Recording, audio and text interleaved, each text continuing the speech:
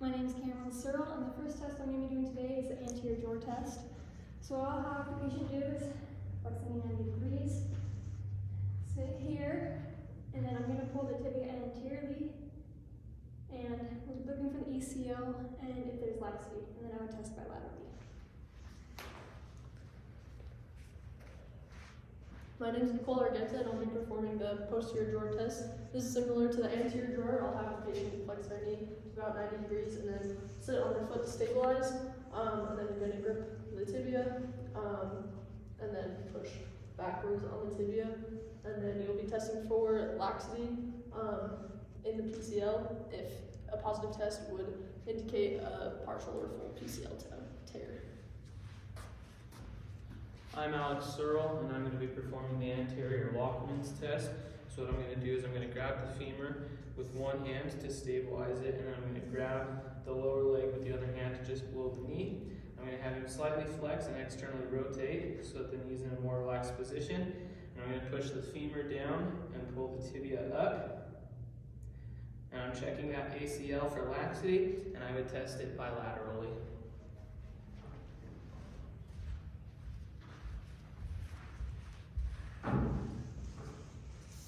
I'll now be performing the posterior Lachman test. Similar to the anterior Lachman test, you'll have the patient slightly externally rotate and flex their knee, and then you'll grab the femur and the tibia, and then you'll be pushing down on the tibia to test for laxity, and positive test would indicate PCL tear, and you would test this bilaterally as well.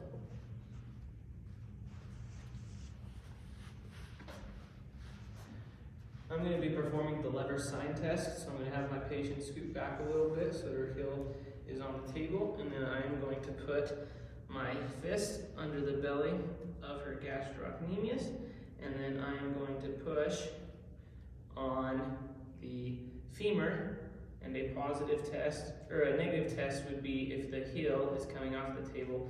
A positive test would be if there was no movement of the heel, and that would be indicative of an ACL sprain.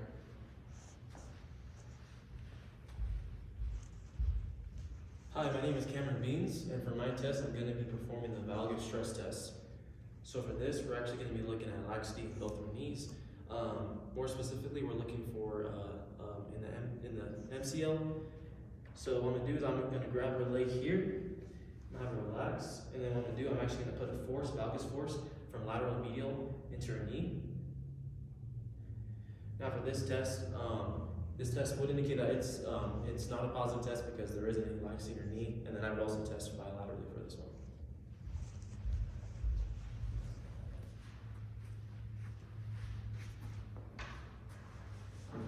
And then this is the varus stress test. Let's scoot down a little bit. So similar to that last one, I'm going to stabilize the leg under my arm, and then this time I'm going to push from the medial side outward, looking for laxity in the LCL, and I would test it bilaterally to compare it.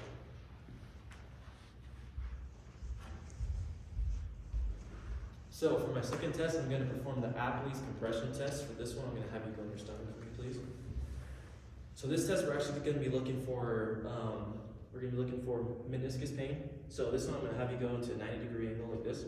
Now I'm going to put an axial load force into the bottom of your foot, and I'm going to grab the calf here. And what I'm going to do, I'm going to do some internal and external rotation. And based off of this, there was no pain for the patient, which would indicate that this test is not positive.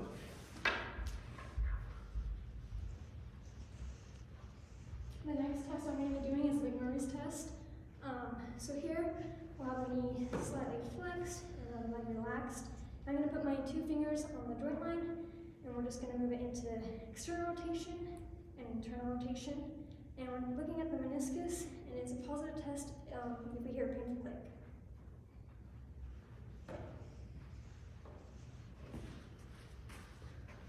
Alright, so this next test is the Thessaly test. For this one, you'll have your patient stand up and have them stand on the involved side with their knees slightly bent. And then you'll have your patient rotate laterally and medially. If there's pain during this motion, that would indicate a positive test and a possible meniscus tear.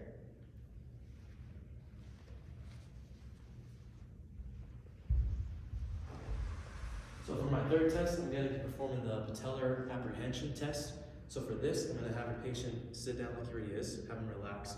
And what I'm going to be looking for actually I'll be easier on this leg. So what I'm actually going to be looking for is a subluxation in the patella, which would mean that I'm going to push medial to laterally.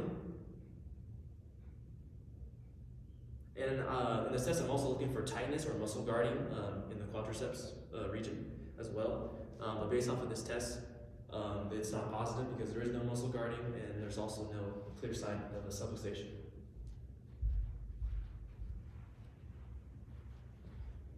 The next test I'll be doing is the patellar compression test.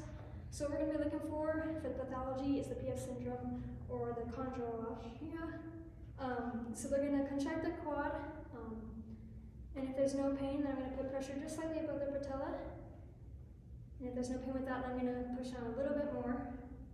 And then a positive test would be if there's pain.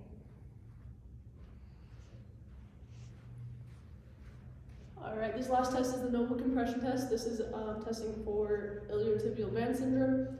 So what you'll do is place your thumb just proximal to the femoral condyle on the IT band, and then you'll have the patient, you'll just passively flex and extend their knee.